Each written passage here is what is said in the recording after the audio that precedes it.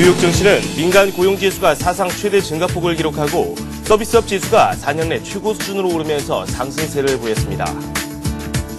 유럽 증시는 스페인 PMI 지수가 12개월 만에 큰 폭으로 하락하면서 재정위기가 부각됐지만 미국의 고용 등 경제지표의 호조로 혼조세로 장을 마쳤습니다. 국제유가는 미국의 경제지표 호조 소식에 상승했습니다. 서부 텍사스산 원유는 1% 오른 90달러 30센트를 기록했습니다. 지난달 미국 민간 부문 고용이 29만 7천 명 늘어 사상 최대 증가폭을 기록했습니다. 지난달 미국 민간 부문의 고용 근로자는 서비스 분야에서 27만 명이 늘어 월간 증가폭 기준으로 사상 최대치입니다. 지난달 미국의 서비스업 경기가 예상보다 빠른 확장세를 보였습니다. 지난해 12월 ISM 비제조업 지수는 전월 55에서 57.1로 상승해 2005년 8월 이후 최고치를 기록했습니다. 미국 모기지은행협회는 지난주 모기지 신청 건수가 전주 대비 2.3% 증가했다고 밝혔습니다. 블룸버그 통신은 주택가격 하락과 압류주택 증가 등의 영향으로 미국의 부동산 시장이 당분간 침체기를 벗어나지는 못할 것으로 전망했습니다.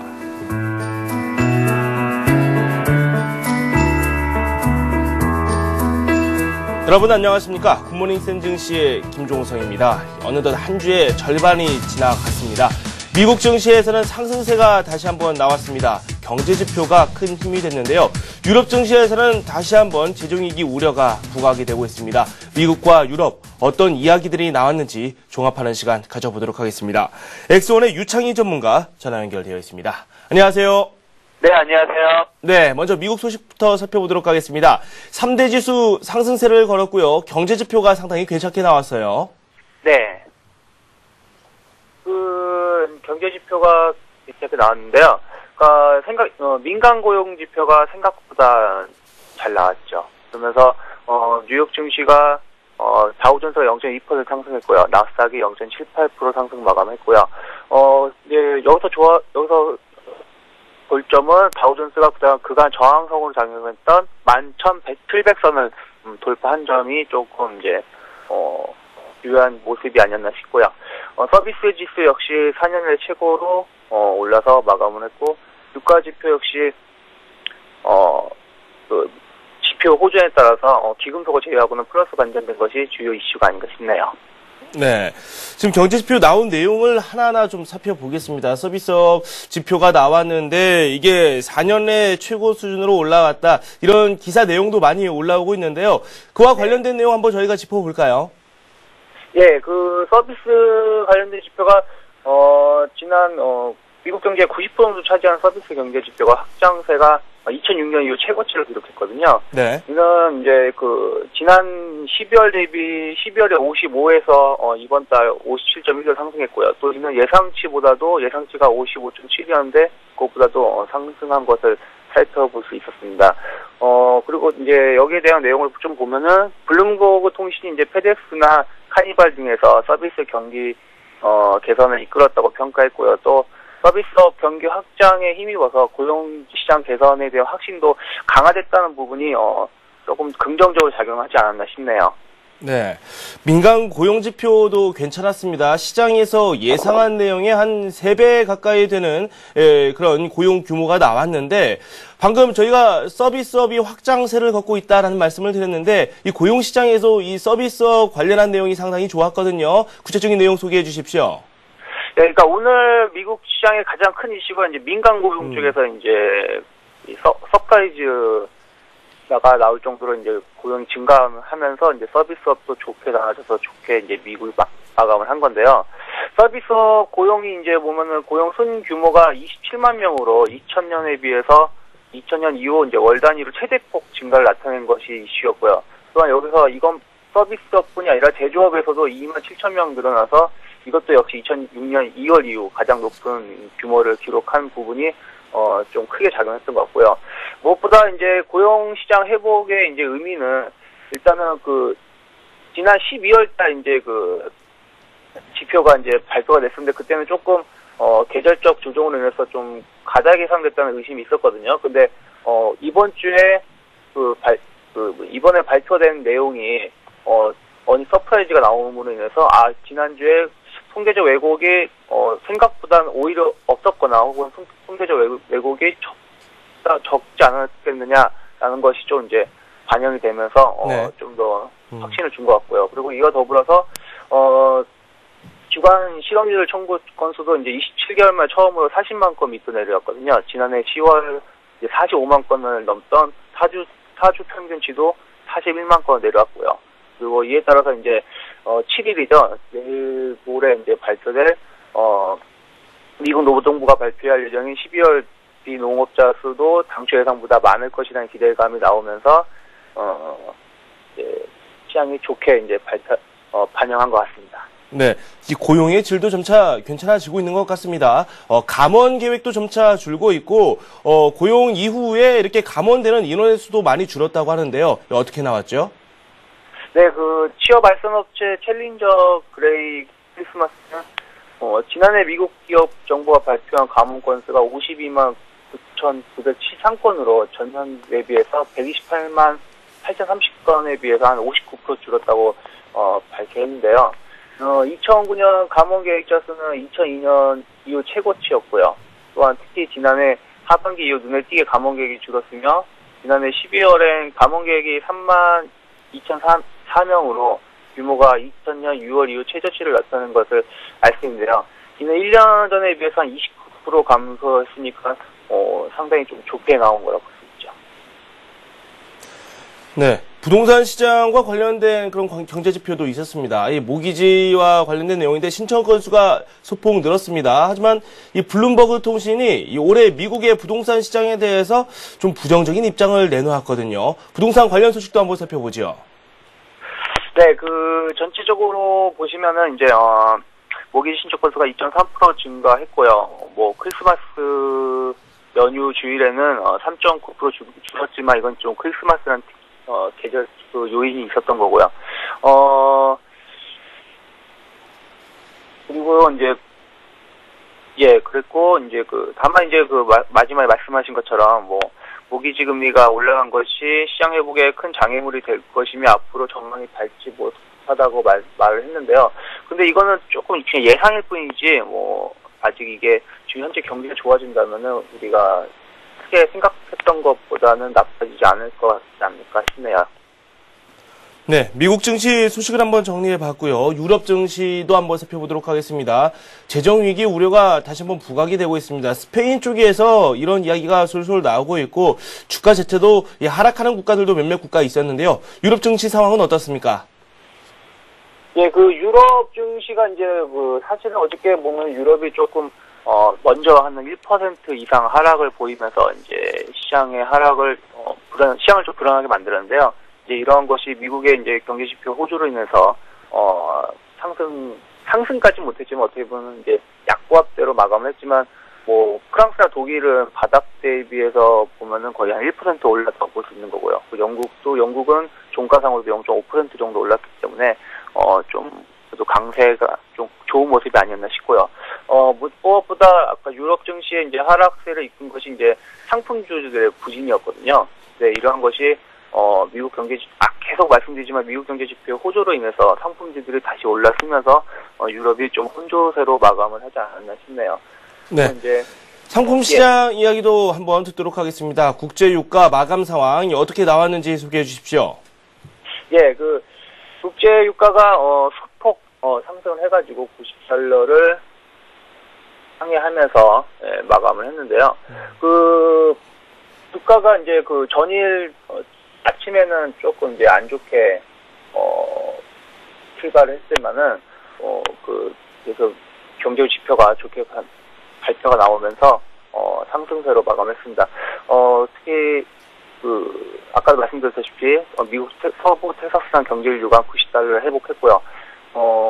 일단은 미국 민간 고용 지표가 예상보다 상당히 증가를 했고 또 서비스업 지표가 확장세를 보이면서 경제 회복에 대한 낙관론 분위기가 주요하게 지지가 된 것이 유가 상승의 이유가 되지 않았나 싶네요.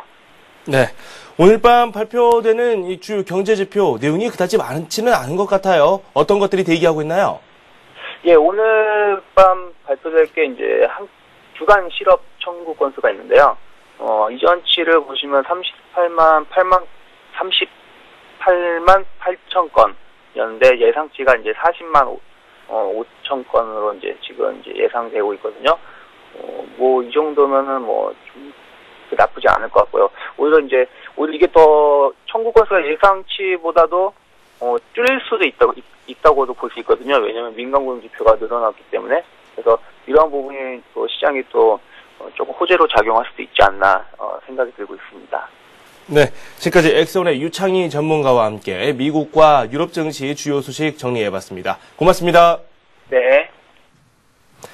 네, 저희 서울경제TV가 오는 17일부터 전문가 방송을 런칭합니다. 이 샘 플러스인데요. plus.cntv.co.kr로 들어오셔서 관련 정보 받아보시기 바랍니다. 잠시 후에 돌아오겠습니다.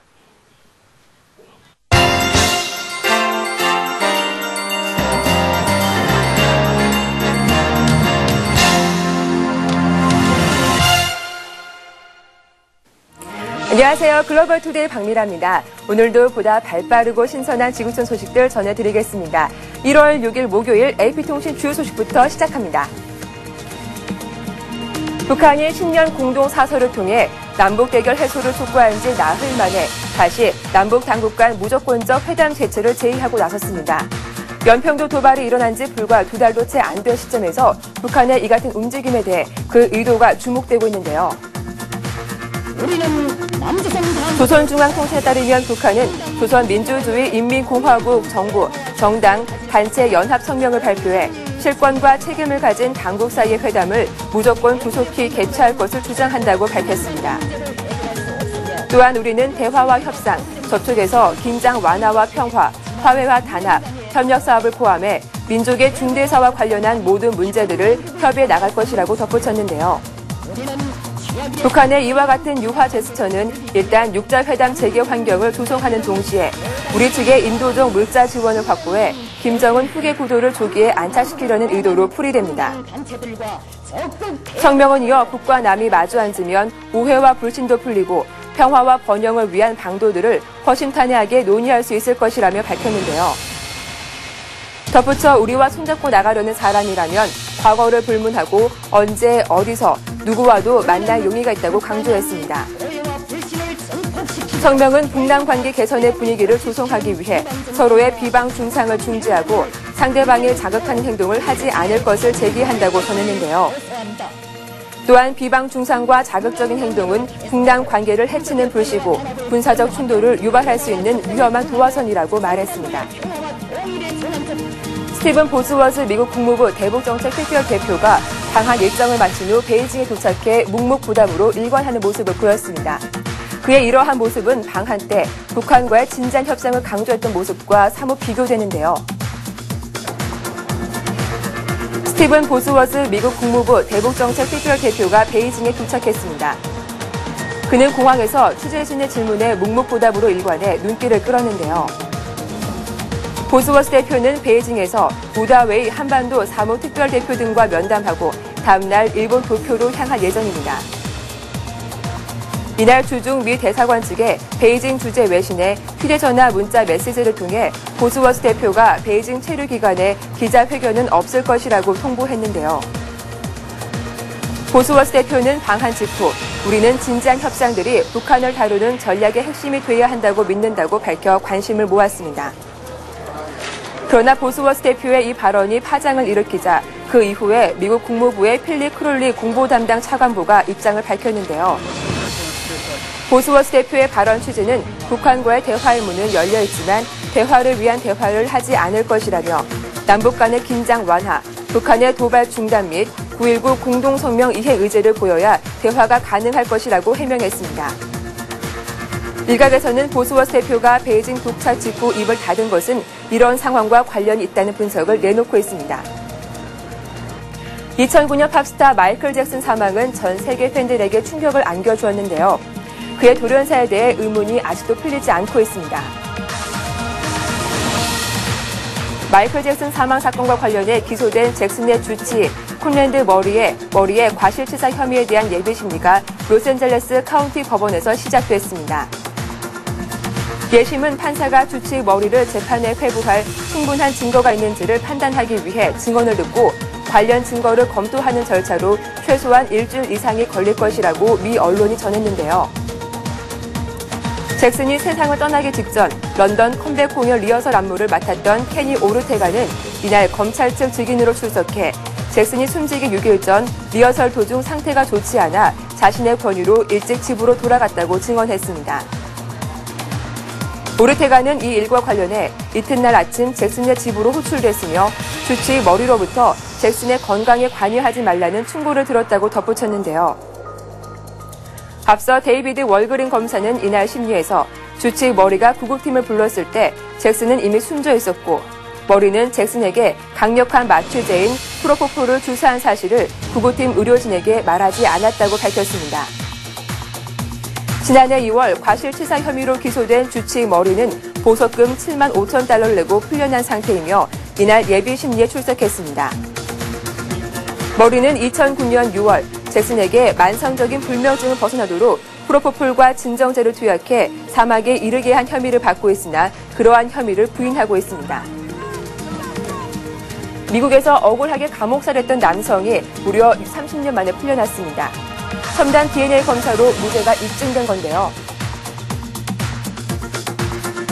텍사스주 댈러스의 크레이그 와킨스 검사는 사건과 관련된 생물학적 증거 자료를 분석하는 등 사건을 재조사한 결과 용의자로 지목됐던 커닐리어스 듀프레가 범인이 아니라는 결론이 났다고 밝혔습니다. 듀프레가 유죄를 선고받은 지 만 30년 만인데요. 그는 지난 1979년 댈러스의 한 주류 전문점 앞에서 26세 여성과 다른 남성을 총기로 위협해 자동차와 코트 등을 빼앗고 이 여성을 성폭행한 혐의로 체포됐었습니다. 강도를 당한 남성은 듀프레를 범인으로 지목하지 않았지만 피해 여성은 듀프레 사진을 보고는 그가 범인이라고 주장했는데요. 이듬해 강도 혐의에 대해 유죄 판결을 받은 그는 불과 20살의 나이에 75년형 선고받고 철창 신세를 지게 됐습니다. 듀프레는 이후 30년간 복역하면서 끊임없이 무죄를 주장했지만 형사 항소법원에서 3차례나 패소했는데요. 그러나 인권단체 이노센스 프로젝트가 지난 2006년 그의 사연을 접하고 DNA 검사를 추진하면서 상황은 달라졌습니다. 결국 지난해 사건 당시 피해 여성의 몸에서 채취했던 증거와 그의 DNA를 비교한 결과 듀프레가 범인이 아닌 것으로 밝혀졌는데요. 텍사스에서는 지난 2001년 이후 21명의 수감자가 DNA 검사를 통해 무죄를 입증했지만 듀프레는 이들 가운데서도 가장 장기간 복역한 사람으로 기록됐습니다. 이란의 왕자가 자살을 해 충격을 안겨주고 있습니다. 각종 포털 사이트 검색어 상위권에 오르면서 그의 죽음에 대해서 많은 궁금증이 일고 있는데요. 1979년 이슬람 혁명 당시 번제에서 추출된 팔레비 전 이란 국왕의 막내 아들이 미국 보스턴 소재 자택에서 자살했다고 그의 가족이 밝혔습니다. 팔레비 전 국왕의 장남인 레자 팔레비는 이날 자신의 웹사이트를 통해 알리 레자 팔레비 왕자의 죽음을 우리 동포들에게 알리게 돼 너무 슬프다며 그의 죽음을 확인했는데요. 그는 또 자신의 동생이 어린 시절 아버지와 여동생을 잃는 것이 그의 마음에 무거운 짐이 되어왔고 사랑하는 모국에서 일어난 정치적 불행도 그를 매우 혼란스럽게 했다고 설명했습니다. 이란에서는 2009년 6월 대통령 선거가 부정선거로 치러져 마무드 아마디네자드 현 대통령이 재선에 성공했다는 논란이 끊이지 않았으며 야권 개혁파의 반발이 지속되고 있는 상황입니다. 미국 형제 경찰은 보스턴의 한 주택에서 40대 남성이 총상을 입고 숨진 채 발견됐다며 정확한 사인은 조사 중이지만 살인 사건으로 보이지 않는다고 밝힌 것으로 AP통신은 전했습니다.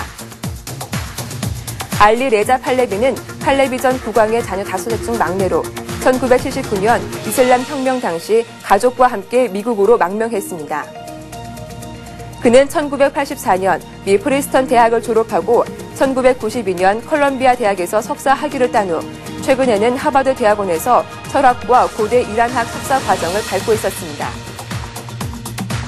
50년 만에 최악의 홍수 사태로 몸살을 앓고 있는 호주 퀸즐랜드 주정부가 비상 강요회의를 소집했습니다. 호주는 이번 홍수로 인해 자원과 농산물 전반에 걸쳐 상당한 피해를 입고 있는데요. 퀸즐랜드주 웹사이트에 올라온 성명에 따르면 애너블라이 퀸즐랜드 주 총리는 연말 연시 휴가를 중단하고 구호와 기반시설 재건을 위한 비상 강요회의를 소집했습니다. 아직 정확한 피해가 파악되지 않은 가운데 이번 홍수로 호주에서는 10명이 숨지고 20만 명이 피해를 입었다고 퀸즐랜드 경찰 당국은 설명했는데요. 이와 함께 세계적인 원자재 수출국인 호주와 자원의 농작물 생산도 타격을 받는 등 경제적 피해도 눈덩이처럼 불어나고 있습니다. 폭우로 면화 재배지가 파괴되는가 하면 석탄 운송이 멈추고 광산 운영 중단 사태도 속출하고 있는데요. 또한 철도 운영 중단으로 밀 수송도 2주가량 차질을 빚게 됐습니다. 다국적 원자재 기업 BHP 빌리턴과 리오틴토 그룹은 계약상 면책 사유에 해당하는 천재지변으로 인한 불가항력 사태를 선언했는데요. 이번 불가항력 조항에 적용을 받은 탄광들이 생산하는 제철, 제강용 석탄의 양은 퀸즐랜드주 수출의 73%에 이르며 전 세계 해상 석탄 물동량의 37%에 해당합니다. 파키스탄 최대 도시인 펀자브주의 살만 타시르 주지사가 총에 맞아 숨졌습니다. 총을 쏜 범인은 바로 자신의 경호원이었는데요. 집권 여당인 파키스탄 인민당 소속 중도파 인물인 타시르 주지사는 이날 차를 타고 이슬람아바드 자택 인근의 코사르 마켓을 지나가다가 총에 맞아 숨졌다고 그의 변호인이 확인했습니다. 총을 쏜 경호원은 수사관들에게 신성 모독죄 폐지를 주장했던 타시르의 태도에 불만을 갖고 있었다고 말했는데요. 타시르는 이슬람 극단주의에 반대해온 정치인으로 트위터 등을 통해 자신의 견해를 과감하게 표명해왔습니다. 그는 탈레반과 이슬람 반군에 맞서는 발언을 하면서 야당이 테러 단체에 맞서지 못했다고 비판했는데요.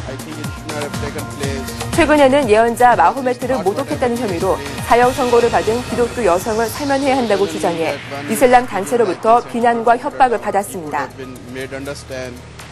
그는 암살된 베나지르 부토 전 총리 및 그의 남편인 아시프 알리 자르다리 전 대통령의 측근으로 1970년대 말과 1980년대 말 군정 당시 정치적 견해 때문에 투옥되기도 했습니다. AP통신은 이번 사건에 대해 2007년 부토 전 총리 암살 이래 가장 저명한 파키스탄 인사의 암살 사건이라고 전했는데요. 이번 사건으로 정부 붕괴 위험에 직면한 파키스탄의 위기가 가중되고 이슬람 극단주의자 및 근본주의자들에 대한 우려가 커질 가능성이 있다고 덧붙였습니다. 코트디부아르에서 전국 혼란으로 인해 한 달 사이 200명이 사망하는 등 사태는 점점 더 극에 치닫고 있습니다. 이런 상황에서도 롤랑 그바그보 대통령은 여전히 국제사회 약속을 지키지 않고 있어 전 세계적인 비난을 받고 있는데요. 대선 결과에 불복하는 롤랑 그바그보 코트디부아르 대통령이 자신이 국제적으로 한 약속을 지키지 않고 알라산 와타라 대통령이 머무는 호텔을 여전히 봉쇄하고 있습니다. AFP통신은 그바그보로 따르는 병력이 와타라 대통령이 임시 본부로 사용하고 있는 골프 호텔의 진로를 여전히 막고 있다고 보도했는데요. 그바그보 대통령은 앞서 코트디부아르 수도 아비장에서 아프리카 연합과 서아프리카 경제공동체 특사 4명과 면담하면서 대화로 문제를 해결하기 위해 골프 호텔 공세를 즉각 풀겠다고 약속했습니다. 앞서 그바그보 측 보안군과 군대는 지난해 11월 대선 결과를 다투는 과정에서 양측 간 유혈 충돌이 발생하자 와타라 대통령이 머무는 호텔 진입로를 모두 막았습니다. 800명의 UN 평화유지군은 지난달 중순 유혈 충돌 이후 골프 호텔에 배치돼 UN이 대선 승리를 공식적으로 인정한 와타라 대통령을 보호하고 있는데요. UN은 호텔 진입로가 봉쇄되자 헬기를 이용해 물과 식량을 호텔 안으로 들여보내고 있습니다. 그바그보 대통령은 특사들을 만나 아무 조건 없이 사태의 평화적 종결을 위한 협상을 하기로 합의한다고 했으나 협상 의지를 의심받게 됐습니다.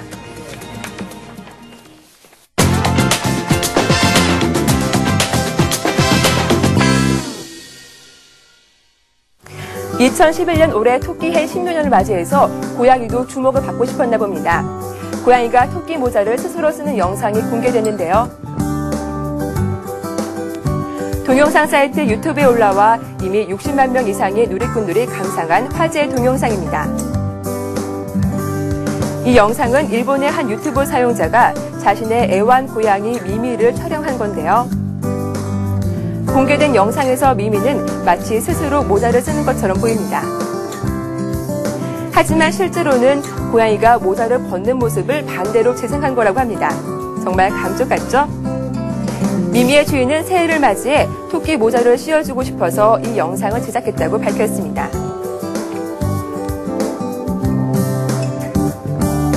최근 폭설로 인해 큰 피해를 입고 있는 미국에서 한 남성이 뉴욕 맨하튼 거리를 스키로 내달리는 모습이 인터넷에 공개됐습니다. 새해 첫날 크리스라는 한 남성이 자동차에 줄을 매달고 시속 60km로 스키를 즐기는 모습이 공개됐습니다.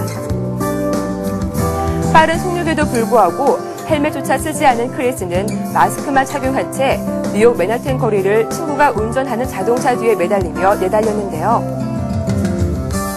크리스는 길을 지나가던 행인과 간발의 차이로 스치기도 하고 자동차 연결된 줄을 놓칠 뻔하기도 하는 등 위험천만한 고개 스키를 즐겼습니다. 해외 누리꾼들은 우리의 목소리보다 스키장에 못 갔을 때 이런 방법으로 스키를 즐기면 되겠다는 등의 댓글을 올리며 관심을 보였습니다. 얼음이 가득한 상자에서 무려 2시간을 버틴 중국의 50대 남성이 세계 최고의 아이스맨으로 거듭났습니다. 중국 후난성 장자해에서 흥미로운 대결이 펼쳐졌습니다. 얼음에서 오래 버티기 세계 기네스 기록 보유자 첸 카케이와 도전장을 내민 진 송하이가 속옷 차림으로 자존심을 건 한판 대결을 펼쳤는데요. 이색적인 대결인 만큼 관심도 뜨거웠습니다. 시민 수백 명이 얼음을 가득한 수족관 2개를 둘러쌌으며 내 외신 취재진들도 이들의 대결을 흥미롭게 지켜봤는데요. 비장한 표정의 두 사람은 강인한 정신력으로 추위를 버텼습니다. 천 케카이는 종전 기록을 10분이나 경신하며 분발했으나 2시간이 가까워오자 조금씩 눈이 풀리면서 추위를 호소하기 시작했습니다. 심장 박동수가 급격히 느려지자 천 케카이는 결국 118분이 되자 도전을 포기했는데요. 마침내 도전자인 진 송하이가 2시간 기록을 채운 끝에 새로운 챔피언으로 등극했습니다. 한편 세계 기네스 협회 측은 별다른 문제가 제기되지 않을 시 그를 올해 세계 기네스 협회에 등재시키기로 했습니다. 이탈리아 장인은 아니지만 독일의 건축 장인이 한 장 한 장 귀하게 쌓아 올린 자동 럭셔리한 강아지집이 주목을 받고 있습니다. 독일의 애견용품 전문업체 베스트 프렌즈 홈이 다양한 스타일의 고급 견고한 주택을 선보여 화제가 되고 있습니다. 박스나 철장 형태를 벗어나 세계 여러 나라 건축 스타일에서 영감을 얻은 제품들을 출시한 건데요. 전문가들이 100% 수작업으로 완성한 이 특별한 주택의 디자인은 총 4가지.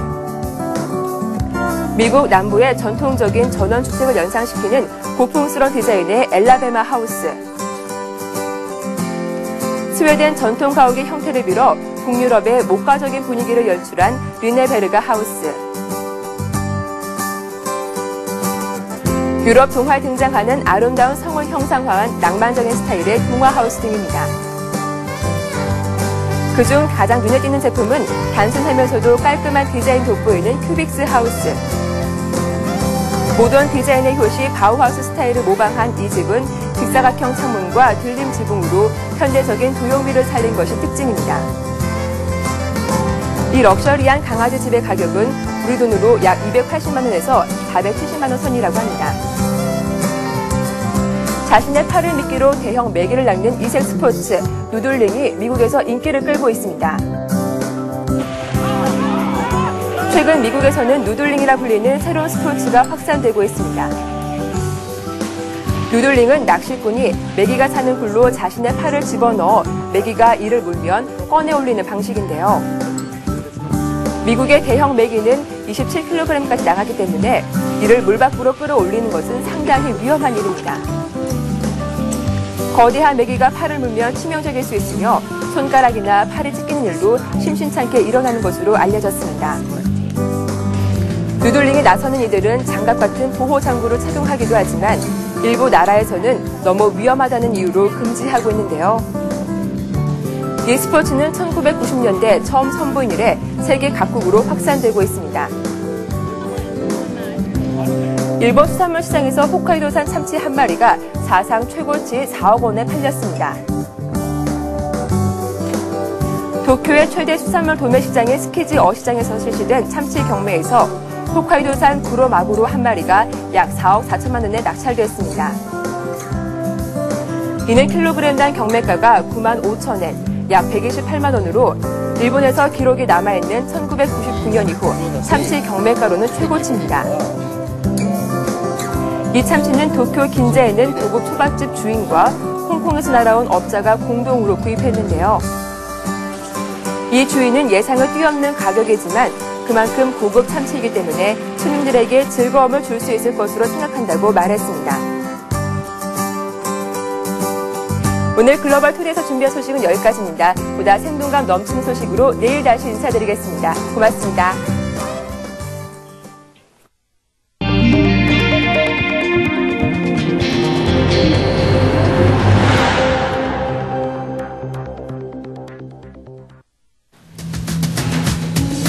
삼성그룹이 미래 사업에 승부를 걸기 위해 올해 40조 원이 넘는 사상 최대 규모의 투자와 역대 최고의 인력 채용을 단행하기로 했습니다. 우리금융지주가 2곳 이상의 저축은행을 인수하는 등 대형 금융지주 회사들이 덩치가 큰 부실 저축은행을 인수하는 방안이 추진됩니다. 우리 하나지주가 인수를 사실상 확정했으며 다른 금융지주사들도 이 같은 방안을 검토 중인 것으로 알려졌습니다. 스마트폰이 기존의 20, 30대에서 40, 50대 연령층으로 확대되고 스마트폰 이용자 10명 중 6명이 소셜 네트워크 서비스를 즐기고 있는 것으로 나타났습니다. 인터넷을 이용하는 시간도 하루 평균 1시간 정도인 것으로 조사됐습니다. 교육과학기술부 장관이 대학 등록금 동결을 위해 조만간 주요 대학 총장과 간담회를 갖고 등록금 인상 자제를 강력히 요청할 것으로 알려졌습니다. 이에 동참하는 대학에 재정적 인센티브를 강화하는 방안도 제시될 것으로 보입니다. 지난 2009년 기준 남한의 명목 국민총소득은 8,372억 달러로 북한의 224억 달러보다 37.4배 많았습니다. 남북한 경제력 격차가 37배에 달하는 것으로 북한의 경제력을 모두 합쳐도 광주광역시 수준에 불과한 것으로 나타났습니다. 네, 서울경제신문 윤호 기자와 함께하도록 하겠습니다. 안녕하세요. 안녕하세요. 네, 삼성이 투자를 또 큰 폭으로 늘렸어요. 고용 규모도 사상 최대치에 달할 것이라는 그런 전망도 나오고 있죠. 네, 그렇습니다. 국내 최대 그룹인 삼성이 신사업과 주력 산업에 모두 43조 1천억 원을 투자하기로 했습니다. 이 같은 투자 규모는 지난해보다 18%가 증가한 것입니다. 분야별로 보면 시설 투자가 29조 9천억 원, 연구개발 투자 12조 1천억 원, 해외 법인 증자와 해외 자원 확보용 지분 투자 1조 1천억 원 등입니다. 시설 투자 중에는 반도체가 10조 3천억 원으로 가장 많고요. LCD와 OLED에 각각 5조 4천억 원이 배정됐습니다. 삼성그룹은 또 사회적 관심이 집중된 고용 창출을 위해 2만 5천여 명의 신규 인력을 채용하기로 했습니다. 이는 지난해 2만 2,500명보다 11% 많은 것입니다. 올해 채용 계획을 보면 대졸 신입사원 9,000명, 경력직 사원 5,000명, 기능직 사원 11,000명 등입니다. 삼성은 또 올해 정규 채용과는 별도로 작년보다 1,000명 많은 4,000명 규모의 대학생 인턴도 채용하기로 했습니다. 삼성그룹이 올해 사상 최대 규모의 투자와 채용 계획을 확정함에 따라 다른 대기업들도 연쇄적으로 투자와 채용을 확대할 계획입니다. 네. 그만큼 우리 경제에 대해서 이 불확실성이 좀 있지만 그래도 투자를 계속하겠다. 그 내면을 한번 살펴봐야 될 것 같은데 이렇게 투자를 늘리게 된 배경이 어떻게 지금 현재 나오고 있는지 분석을 좀 해주시겠습니까?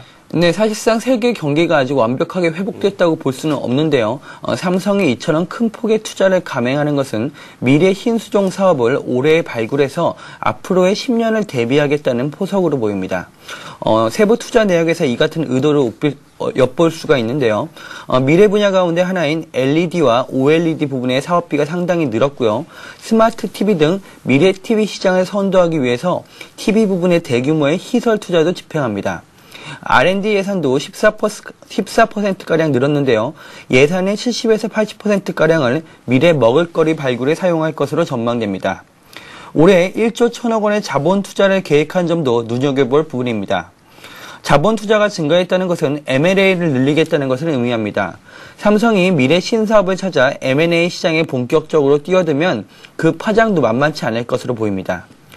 삼성은 2009년 기준 그룹 전체 매출이 220조 원이지만 삼성전자의 비중이 너무 높고 아직까지 신사업 부분에서의 매출은 빈약한 편입니다. 올해 투자를 계기로 삼성이 어떤 모습으로 변신할지 기대가 되고 있습니다. 네, 새로운 먹거리를 찾기 위한 그런 포석이라고 생각을 하면 되겠군요.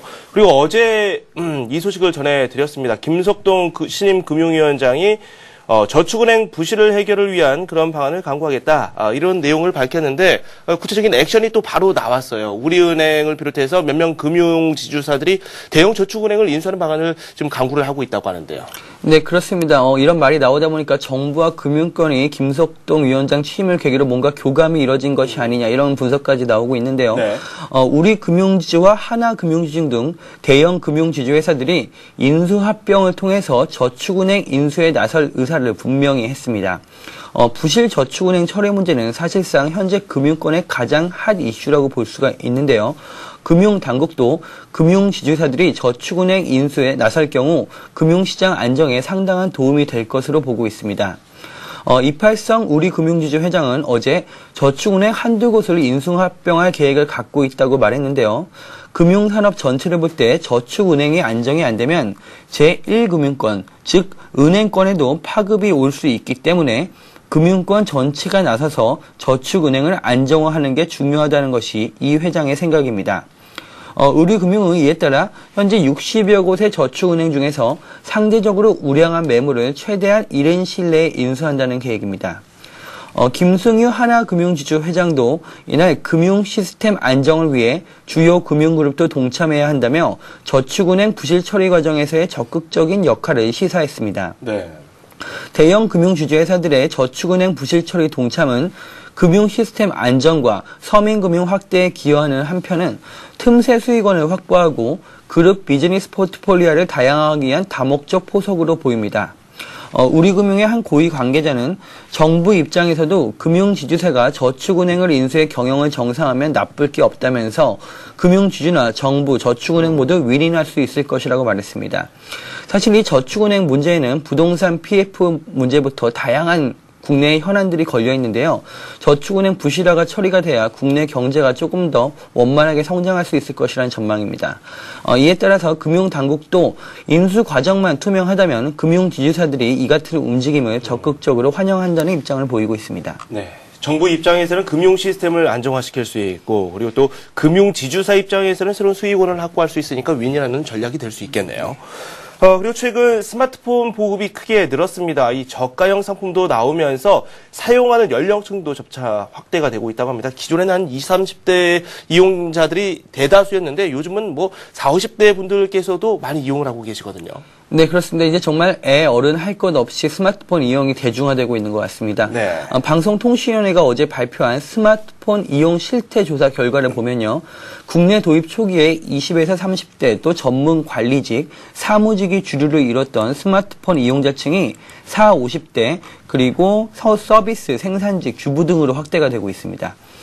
지난해 5월 방통위 조사 때 각각 11.6%, 1.8%에 불과했던 40, 50대 가입자가 이번 조사에서는 24.7%, 11.9%로 크게 늘었습니다.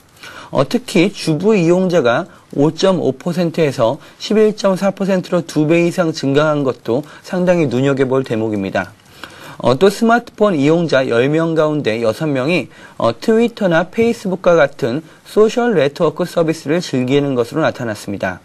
이 밖에 스마트폰 이용자의 92.5%가 인터넷을 이용하고 있었으며 하루 평균 1시간가량 인터넷을 활용하는 것으로 나타났습니다. 인터넷 접속 방법 비율은 3G 이동통신망과 와이파이가 엇비슷했습니다. 스마트폰 시대가 열린 지 이제 1년여를 맞았는데요. 뭐 각종 앱이나 어른들을 위한 어떤 비즈니스 앱 또 이런 것들이 많이 출시가 되다 보니까 점차 대중화의 길로 가고 있는 것이 아니냐 이런 분석이 나오고 있습니다. 네.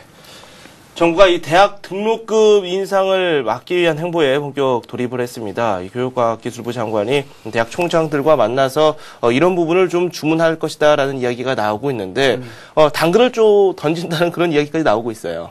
네, 그렇습니다. 일단 정부가 연초부터 들썩이는 물가를 잡기 위해서 공공요금 인상을 최대한 먼저 억제하기로 했는데요. 네. 가장 먼저 타겟이 되는 것이 대학 등록금과 전기요금 등입니다. 정부는 어제 임종용 기획재정부 1차관 주재로 차관 회의를 열고 물가 관리 방안을 집중적으로 논의했는데요. 정부는 1분기에 물가 상승 압력이 가장 거셀 것으로 보고 국립대 등록금과 전기, 우편요금 등 공공요금 인상 억제를 우선적으로 추진하기로 했습니다. 사립대 등록금도 재정 지원의 차등화를 통해서 인상폭을 최소화하는 방안이 논의되고 있습니다. 교육과학기술부 장관이 조만간 주요 대학 총장과 간담회를 가질 계획인데요. 재정 지원이라는 인센티브를 당근으로 사립대 등록금 인상을 좀 완화해보겠다는 것이 정부의 의도로 보입니다. 연초부터 가격 인상이 잇따르고 있는 식료품 등 생필품은 가격 인상 시기를 최대한 분산시켜서 인상할 수 있도록 유도하는 방안이 검토되고 있습니다. 특히 지난해 하반기부터 상승폭이 커지고 있는 전세 가격을 억제하는 대책도 현재 마련 중이라고는 하는데요. 국민주택기금 대출금 확대 등의 대책이 거론되고 있지만 뾰족한 해결책은 될 수 없다는 것이 문제입니다. 네. 윤중현 재정부 장관은 물가 대책을 체계적이고 종합적으로 세우고 할 수 있는 모든 수단을 강구하겠다고 밝혔습니다. 정부는 부처 간 논의를 통해 11일 설 민생 물가 안정 방침을 발표하고요. 오는 13일에는 종합적인 물가 안정 대책을 발표하겠다는 방침입니다. 네, 해가 거듭될수록 남북한 간의 이 경제력 격차가 커지고 있다는 소식이 들려오고 있습니다. 이 37배에 달한다고 하는데 북한의 경제 규모 다 합쳐도 우리나라의 이 광주광역시 규모에도 못 미친다 이런 보도가 또 나왔거든요. 네, 그렇습니다. 60, 70년대만 해도 남한과 북한의 경제력이 거의 엇비슷하거나 아니면 북한이 더 좋은 경우도 있었는데요. 이제는 남한과 북한 간의 경제력 격차가 37배나 차이가 나는 것으로 나타났습니다. 1인당 국민 총소득은 18배, 또 무역액은 200배가 넘는 차이가 났습니다. 통계청은 보고서를 통해서 2009년 남한의 명목 국민 총소득, 즉 GNI가 8,372억 달러로 북한의 224억 달러보다 37.4배 많았다고 밝혔습니다. 북한 경제력을 모두 합쳐도 22조 원 규모의 경제력을 갖고 있는 광주광역시와 비슷한 수준으로 나타난 것입니다. 2009년 1인당 GNI는 남한이 17,175달러인 반면에 북한은 960달러에 불과해 18배 차이가 났습니다. 경제 성장률은 2009년 남한이 0.2%, 북한은 마이너스 0.9%로 집계가 됐고, 인구는 남한이 4,814만 7천명, 북한은 2,406만 2천명으로 남한이 2배 많았습니다.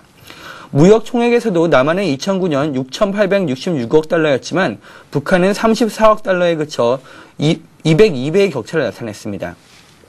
자동차 생산도 남한이 2009년에 351만 3천 대를 생산한 반면에 북한은 4천 대에 불과해 무려 878배나 남한이 많았습니다.